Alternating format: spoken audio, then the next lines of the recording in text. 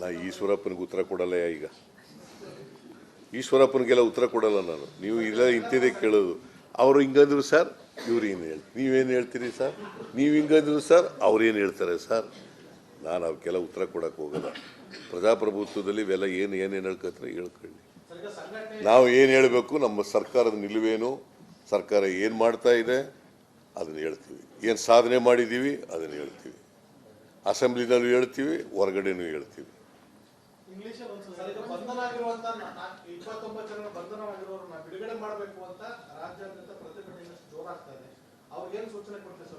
ಯಾರು ಕಾನೂನು ರೀತಿಯ ಕ್ರಮ ಏನು ಸೂಚನೆ ಏನು ಕೊಡಕ್ಕಾಗುತ್ತೆ? ನಾ ಕಾನೂನು ವಿರುದ್ಧ ನಡ್ಕೊಳಕ್ಕಂತ chief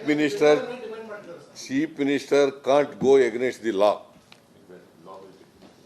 We are all law-abiding citizens.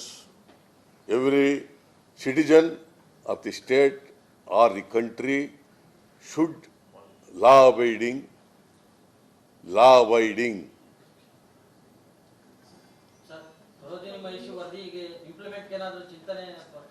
ಪುನಃ ನಾವು ಇದೇನೋ ಹೇಳ್ತಾ ಇದ್ರೆ ಅದೇ ಸರೋಜಿನಿ ಮಹಿಷಿ ರಿಪೋರ್ಟು ಕೂಡ ಅದ್ರ ಪ್ರಕಾರನೂ ಕೂಡ ನಡ್ಕೊಳ್ತೀವಿ. ಇಂಗ್ಲಿಷ್ನಲ್ಲಿ ಏನು ಹೇಳಲ್ಲ. Thank you.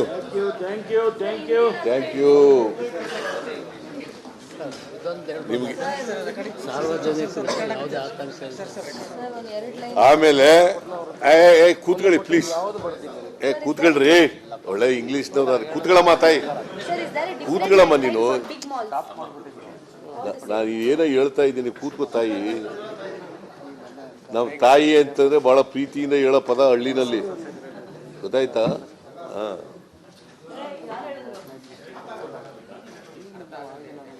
ಆಮೇಲೆ ನಾನು ರಿಕ್ವೆಸ್ಟ್ ಮಾಡ್ತೀನಿ, ಎಲ್ಲ ಖಾಸಗಿ ಕಂಪನಿಗಳು ಸಂಸ್ಥೆಗಳು ನಾಮಫಲಕಗಳನ್ನು 28ರೊಳಗಡೆ 60-40 ಪ್ರಮಾಣದಲ್ಲಿ ಮಾಡ್ಕೋಬೇಕು ಅಂತ ಮನವಿ ಮಾಡ್ತೀನಿ. ಎರಡನೇದು, ಸಾರ್ವಜನಿಕರು ಯಾವುದೇ ಕಾರಣಕ್ಕೆ ಆತಂಕ ಪಡಬೇಕಾಗಿಲ್ಲ.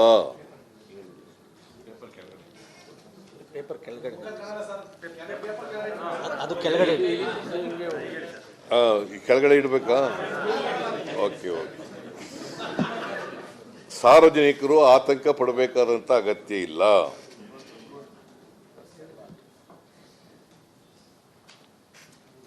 ಆತಂಕ ಪಡಬಾರದಂತ ರೀತಿಯಲ್ಲಿ ಕಾನೂನು ಸುವ್ಯವಸ್ಥೆಯನ್ನು ನಮ್ಮ ಸರ್ಕಾರ ಮಾಡ್ತದೆ.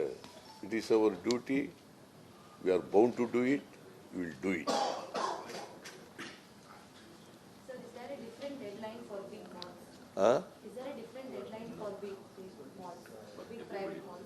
No, whether it is small or big, 28th is the last date. Before 28th February 2024, those who have not followed 60-40 ratio, they should follow as far as the sign boards or other boards are concerned.